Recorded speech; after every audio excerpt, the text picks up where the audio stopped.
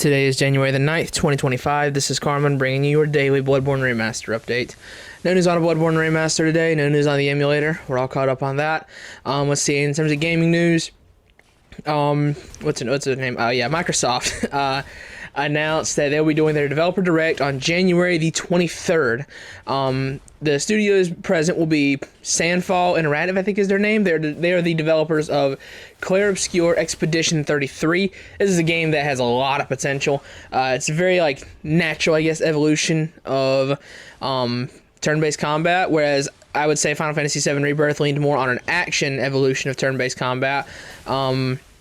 Expedition 33 keeps the turn-based style, but just adds a couple of action elements, which I think is very, very interesting, and I'm very excited to play it.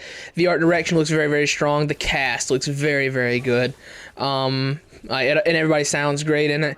I'm very excited to play this game.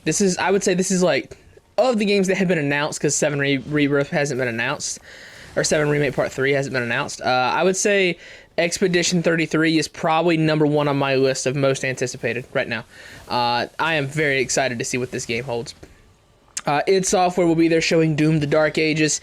This is another game that could be pretty cool. I really hope it leans more heavily on Doom 2016 and not so much Eternal. I really love Doom 2016. That game was a lot of fun. I found Eternal to be a bit of a chore at times, and I did not enjoy it nearly as much as 2016. That might be a hot take. I think people usually enjoy Doom Eternal way more. I think that Doom 2016 was just a better game in every way. I'm sorry, I think it was. Aside from I guess you could say graphically, obviously Eternal is better, but I think that 2016 was better in every way that matters, is what I'll say. So yeah.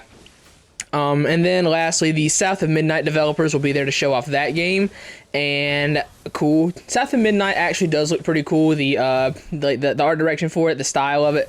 I think the combat just kind of needs a bit more oomph, needs more impact.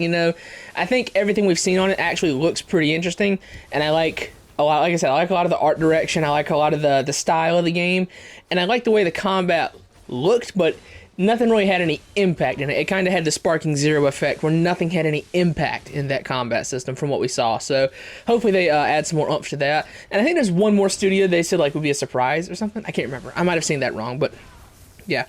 Also, before I end, apparently Liza P has a fully functioning anime. Wow, that was real southern right there when I said anime randomizer.